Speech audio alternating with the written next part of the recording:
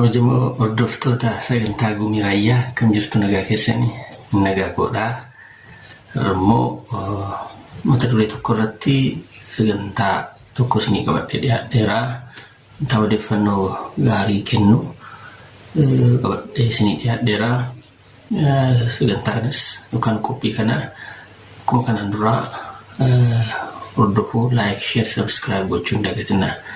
Mata keenya irratti hordofaa jiraachuu keessan kan ittiin beekuu danda'u like yoo gootan, share yoo gootan, subscribe yoo gootanidha. Yoo kana gootan immoo tuufiinsaan viidiyoo biraas hojjechuudhaaf jajjabina namaa kenna waan ta'eef masara deebiisin jajjabeessaa, like godhaa, share godhaa, subscribe godhaa, follow godhaa, walaa jajjabeessuun jedha.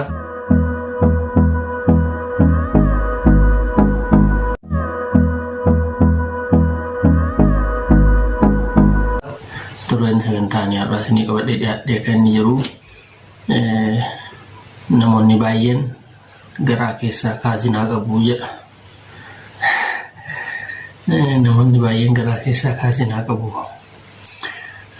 Namoonni tokko dubbatanii yeroo baay'een dhageenya maal jedhu abaluu bineensa ta'e immoo abaluu aballisaas marsaas bineensaa ta'e immoo bineensaa gara jibinnisaas jedhanii yeroo isaan yeroo garaa garaatti dhageenya. Ani garuu namoota tokko yeroo ilaalu bineensa wayyaan jedhaan akkasumaan jedhetu hin ta'in sababa isaa maal isa jedhu isiniin ibsaa. Namoota tokko irraa bineensuma wayya bineensa namnis bineensa miti baay'inni bineensa irra nama wayyaa namarra bineensa wayyaa irra nati jettu kan jenne nisa karaa isin yaaddan miti kanan jedhaa jiru. Namni human being is a social animal jedhu waan baay'een ibsuu danda'u isa miti nan jedhu. Bineensa caakkaa, bineensa manaa kan jedhaman jira, namni immoo jira. Namoota tokko irraa bineensa caakkaa yookaan bineensa manaa wayyaan jedhaan. Abalu bineensuma ta'e immoo gara jabinni isaa mallisaas bineensuma ta'e bineensuma caakkaa, ani immoo bineensuma sana wayyeeyyuun jedha namoota tokko irraa. Sababa jedheefin qaba. Inni tokkoffaan bineensonni haxxummaa hin qabani, hammina hin qabani, karoorsanii nama miidhan yookaan nama miidhuuf hin karoorsan. Yoo akka tasaan nama miidhan iyyuu yoo itti bu'an bakka isaan jiran yoo dhaqan mirga isaaniitti yoo bu'an namoonni waan isaan miidhan yoo itti fakkaate difeensi ofirraa qolachuudhaaf adeemsa godhan keessatti nama miidhu malee bineensi kamiyyuu karoorsee nama miidhan jedhuun karooraan nama miidha yaadu. Namni garuu karooraan nama miidha, karoorsee nama miidha. Akkamittiin miidhuun qabaa yoon akkamittiin godhee hamaadha namni. Macaafni qulqulluu siin dubbata garaan nama hamaadhaa, garaan nama haxxeedhaa, eenyutu isa beekaa jedha. Garaan nama waaqayyo malee namni kamiyyuu beekuu hin danda'u. Hiraa keessan isa ta'u, maal keessan isa ta'u, garaa namaa waaqa isa uume malee namni beekuu hin danda'u. Kanaafidha waaqni uume maal jedhaa, garaan nama haxxeedhaa, garaan nama hamaadhaa, eenyutu isa beekuu danda'a jedha. Kanaafi bineensa wajjin iyyuu duukaa madaalchisuu hin dandeenyu. Namoota tokko yeroo ilaallu immoo bineensa wayya jechisiisan, bineensa caakkaa wayya isa amala isaan beenne nama miidha jennee qaratti isa sodaannu bineensa sana iyyuu wayyaa nama jechisiisaa malee nama tokko sabiinsaa karoorsanii kan nama miidhantu jiru. Nama miidhuuf hojii isaanii kan godhatan jiru. Yoo nama miidhanis kan itti gammadan, kan isaan gammachiisu jira. Miidhama namaatti kan gammadan jiru. Akkuma isaa fakkeenya hundumti keessan beektu rabbiin kadhatee qabeenya naa kennedhe. Garuu rabbi immoo siin kennaa, garuu san sii kennu sana immoo hiriyaa kee, ollaa keef immoo dachaa godheen kennedhe. Dhumarratti haa ta'u jedhee walii galee garuu kan ollaa isaa sun dachaa ta'a wantuma hin argatu, kan ollaa isaa immoo dachaa ta'a yeroo adeemu sana inaafuutti ka'e. aarutti ka'e dallanutti ka'e namni kun maaliif dallannee maaliif aaree yoo jettanii nuti keessan beektu waan dhabee kutu hin ta'in hiriyaansaa hollaansaa sun waan guddataa deeme waan argateef aare. Kun miqanyummaadha. Yeroo baay'ee namoonni waan dhabaniif gaddutu hin ta'in namoonni tokko tokko hiriyaan isaanii argachuun hollaan isaanii argachuun kan isaan gaddisiisu kan isaan aarsu guddinni hollaa isaanii jabinni hollaa isaanii gaarummaan hollaa isaanii yookaan hiriyaa isaanii kan isaan aarsu jiru. Utuma ofiiyyuu qabaatanii utuma ofiiyyuu argatanii hiriyaan kun gadi bu'uu qabaa wala deemuu hin qabu jedhanii kan yaadan jiru. Wala deemuun hiriyaa isaanii yookaan hollaa isaanii kan isaan aarsu kan isaan gaddisiisu kan isaan dhiphisu jiru. Fakkeenya kanarraa. Kanaaf namoota akkasii amma bineensa wajjin akkamitti wal bira qabna nuti bineensa wajjin nama jechisiisu garaan nama haxxeedha garaan nama hamaadha macamni qulqulluun kan inni jedheefis kanaaf namni kamiyyuu isa beekuu hin danda'u dhokataadha. Bineensonni garuu waan akkasii miti gara dhokataa gara hamaa kan ta'in karoorsanii nama miidhanii nama miidhuudhaaf karooraan baafatanii namni garuu uumama isaa keessatti karaa namni ittiin miidhamu barbaada. Nama miidhuudhaaf hin karoorsaa miidhama namaatti hin gammadaa maal jedhama maayin kana. Kanaaf egaa mata duree irratti inni jedhee namoonni baay'een garaa keessaa kaazinaa qabu maal jechuudha garaa lama qabu jechuudha. Dr. Gammachuu Magarsaan waa'ee hudduu lamaa isaanii turanii isa kana keessa galuu otoo hin ta'in immoo namni garaa lama qabaan jedha. Inni tokko isattiin yeroo sitti dhiyaatutti fakkeessu. Inni tokko immoo isattiin yeroo sirraa galagaluu nama biraa arguu ittiin si hadheessu. Kanaaf namni baay'een garaa lama qaba. Yeroo si bira garaa isa tokkoon yeroo si arguu itti fakkeessa. Hiriyaa kee akka ta'e waan si jaallatu waan si oowu fakkeessa garaa isa tokkoon. Garaa isa kan biraatiin isa kaazinaa sanaan immoo isa keessa waa dhuffatee kaa'ate sanaan immoo sirraa yeroo achi galagalu nama biraa yeroo argu immoo ittiin si hadheessa. Kanaaf namni baay'een garaa lama qaba. Tokko isattiin yeroo si argu itti fakkeessu lammataa inni kaazinaan sun immoo yeroo sirraa achi galagalu isattiin si hadheessu. Si hamata. Asitti saasaa ture irraa bifa addaatiin nama bira yeroo dhaqu immoo nama biraa fakkaata. Asitti si wajjin yeroo garaa isa tokkoon bakka suma fakkaatee hiriyaa makee fakkaatee wama tokko magaarii si fakkaatee si wajjin tureetu achi yeroo galagalee isa kan biraa argu immoo isa kaazinaa sana keessa dhuffate sana gadi baasuudhaanii ittiin si hadheessuu jalqaba, si hammeessuu jalqaba, si hamachuu jalqaba. Yeroo si bira ture sana akka wanta itti nama isa kaazinaa keessa kaa'ate ittiin si hadheesse sana utuu sitti mee amalli kee kana rakkina akkasii qabda kana sirreessee dhootu si gorsee a real friend tells you when your face is dirty. Inni jedhamu isa kanaaf hiriyaan sirriin hiriyaan gaariin yeroo waan gaariin taane tokko sirratti argu nama sitti mudha. Lattiimanii ati kana amalli kee kana gaarii qabda kana immoo gaarii miti isa gaarii kanatti hubsiisi isa gaarii hin taane kana immoo sirreessisiin jechuu qaba. Yeroo dhugumaa garaa tokko qabaatee yeroo si wajjin ture sana garama tokkoon garama qulqulluudhaanitu ta'e itti fakkeessaan turreetu ta'e waa dhuffateen kaatu kaazinaa keessa.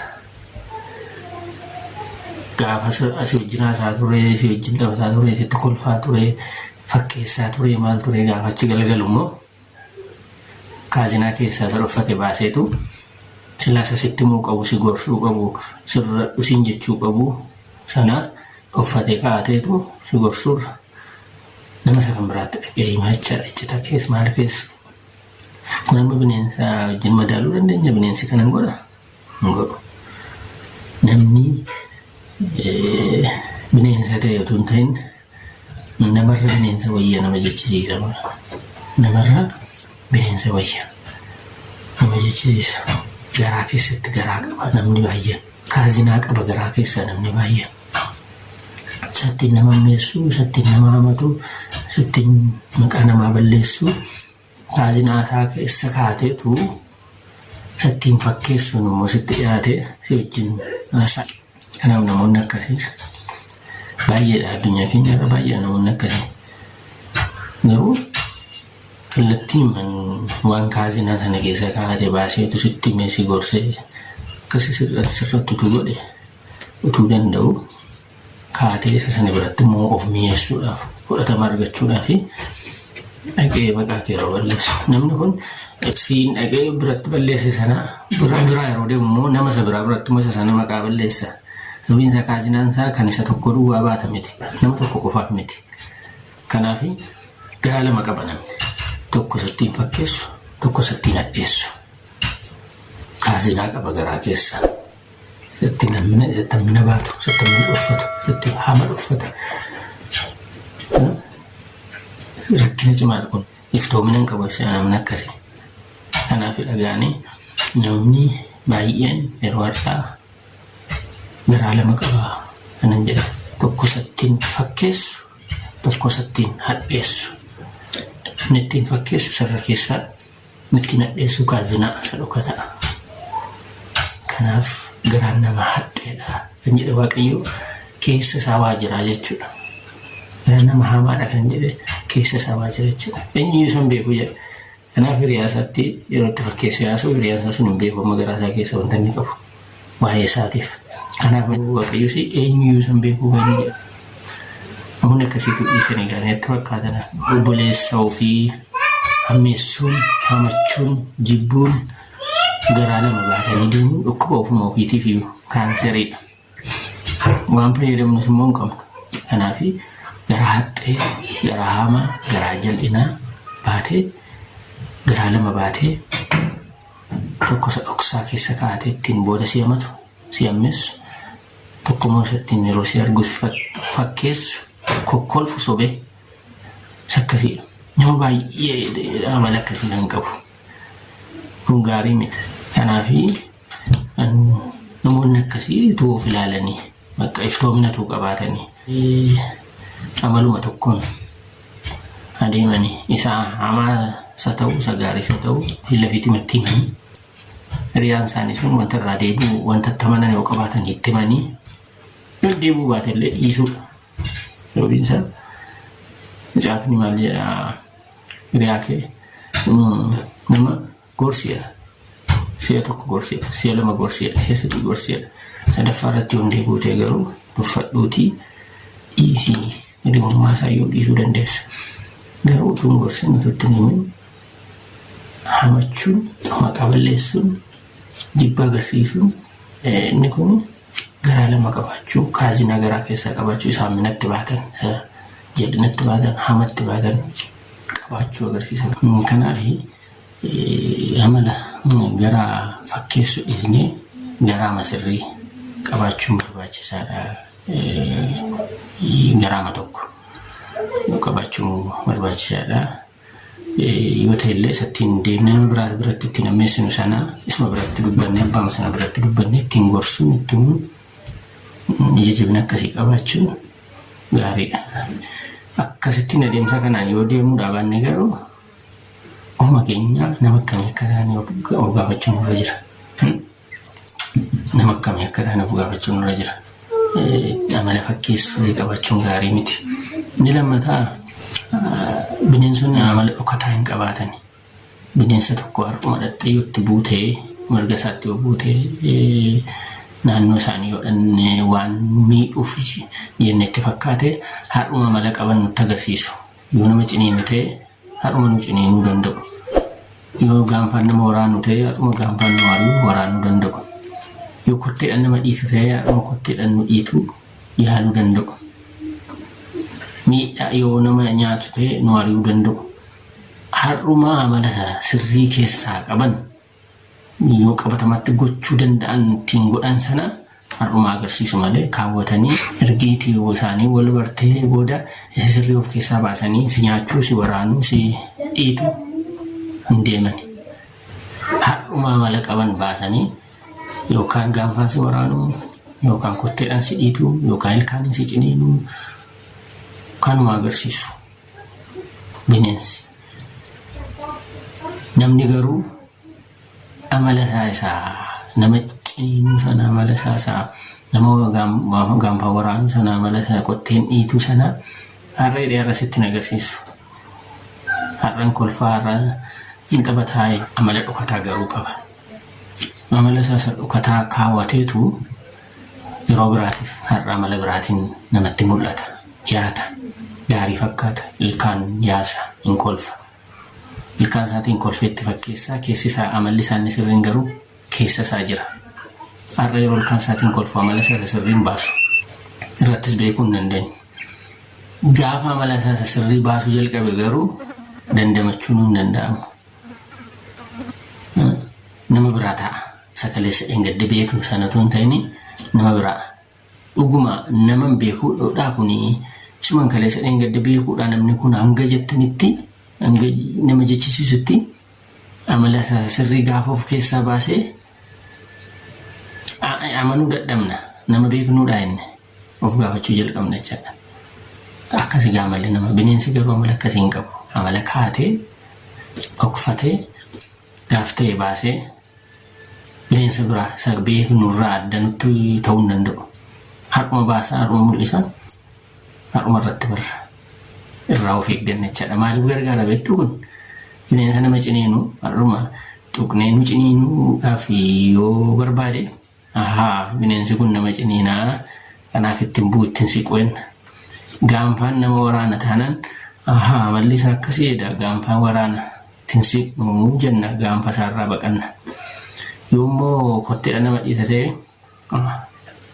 yoo bineensichatti sinillee karaa kottee isaa ittiin nannu yoo bineensatti sinillee karaa gaanfa isaa ittiin nannu irraa of eegganna. Karaa miidhuu danda'u jennee yaadnu sana takka amala isaa nutti agarsiisa waan ta'eef irraa of eeggannaa jechaadha. Gaarummaan isaa kanadha. Namni garuu akka irraa of hin eeggannee fi inni baay'een maalidha amala dhokataa inni qabu. Isa dhokataa sana waan ittiin beekneef yeroo hundumaa dhibbatti of laattee of itti sitta. Kan isa gaddaami amala kolfuu amala taphachuu amala sirriitti agarsiisee waan ta'eef ati hin beektu sanni of keessaa qabu dhoksaa keessa isaatii amala inni qabu gaanfa inni qabu ilkaan inni qabu kottee inni qabu hin beektu. Kaawwatee dhokfateera jechaadha. Yeroo biraa gaafa gaanfa isaa sana baasu si waraanu gaafa kottee isaa baase si dhiitu gaafa ilkaan isaa baase si ciniinu isuma ni beekuudha moo kan biraadha jetta. Namoonni kaleessa beekuudha moo dhuguma namni kun moo isa kan biraadha jettee of gaafachuu jalqabda jechaadha. Kanaaf namni amala dhokataa eenyu arguu hin dandeenye beekuu hin dandeenye of keessaa akka qabu yeroo garaagaraatti argeeraan. Kun sinis argitaniittuu sinirras geera beektus ta'a. Amala dhokataa yeroo ta'e ittiin isin ciniinu ittiin isin waraanu qaba of keessaa nama. Kanaaf lubbuu maqaaburnoo inni jedhame suni keessa isaa sana garaa isaa sana keessaa kan dhokatee jiru gaanfaa ilkaaniif kottee fi kan kana fakkaatan jira. Gaafa isaaniin baasamu nama akka isaati riyaa masaa caabni riyaa kee jaalladhu yeroo jedhu namoonni garuu dhoksaa keessa waan kaa'ataniini nama sakaan miidhuudhaaf yaalii godhu. Nageenya keenya irratti wanta mul'atuudha wanta ta'eef akkamitti nama amanuu hin danda'ama tisaadha. Viidiyoon kun baatiriin na jalaa dhumtee qulqullina dhabaa jira. Kanaaf dhiifama gara xumuraatti fidaan jira.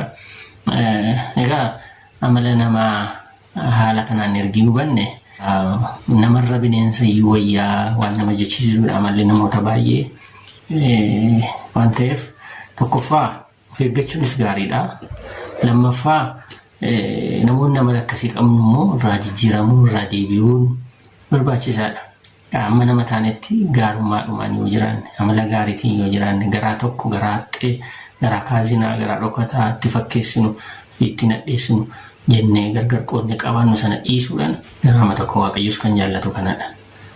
Kanaaf garaa tokkoon isa sanattis isa kanattis garaama gaariidhaan waan amaaratti jibbinu yoo qabaanne garuu dhokfannee kaawwanne inni nama biraatti tamachurra isumatti himne bama sanatti himne irraa deebii irraa jijjiirame fooyyee jennee yoo himne nama tokko nu taasisu.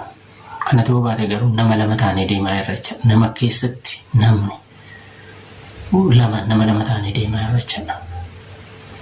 Kanaafi nama tokko taanee garaa tokko qabaanne isa gaarii isa ta'u isa hamaas ittuma himne itti fakkeessu dhiisne sirriidhumatti nama wajjin jiraachuun gaariidha. Kanaafi ani gorsi koo asirratti garaa fakkeessu qabaachuutu baannee gaariidha. Nama hammeessuu nama hadheessuurra waan ittiin hadheessinu waan ittiin hammeessinu sana abbichumatti himnee gorsinee akka irraa deebi'u gochuun gaariidha. Namoota wajjin jaalalaan tokkummaadhaan jiraachuun gaariidha. Akkasittiin yoo adeemne gaariidha. Akkas jechuun koo garuu namni rakkina hin qabu namni gaarummaa maduwaa qaba jedhaan jiru. Gaarummaa isaas yeroo kolfitee wajjin taphatte kaastee wajjin haasofte hammina isaa rakkina isaas maaliif ittiin himtuu dhannan jedha. Nama biraatti hidhattee maaliif himtana hammina isaa nama biraatti maaliif ho'ista? Namoota meeshaa qulqulluu beektaniif immoo nama ajjeesuudha kun. Nama hamachuun nama ajjeesuudha. Maqaa namaa dha'uun nama ajjeesuudha. Namni ajjeesan mootummaa waaqaatti hin galu jedha. Ijaafni waan ta'eef Rabbi isin jaallatu, Waaqni isin jaallatu. Kanaaf bineensarra fooyya'uu qabna. Bineensi yaadee nama miidhu, bineensi garaa haxxee ta'e sana hin qabu, bineensi amala dhokataa hin qabu garuu immoo sarra fooyya'uu qabna turre. Uumama keenyaanis sarra fooyya'aadha wanta taaneef bineensarra. Kanaaf ana isinitti himaa viidiyoon kunis xinnoo rakkina godhataa jira chaarjii fixee asuma irratti hin xumuraa waan hordoftaniif galatoomaa odeeffannoo gaarii akka argattan abdiin qabaa. Odeeffannoo kanas dhimma itti ba'aa itti fayyadamaa namoota kaaniifis sheer laayik godhaa sabskiraayibis gochuu hin dagatinaa. Walaa jajjabeessinuu yaada keessanis yoo qabaattan koomentii viidiyoo kana jala kaa'uu dandeessu. Waan hordoftaniif galatoomaa nagaatti.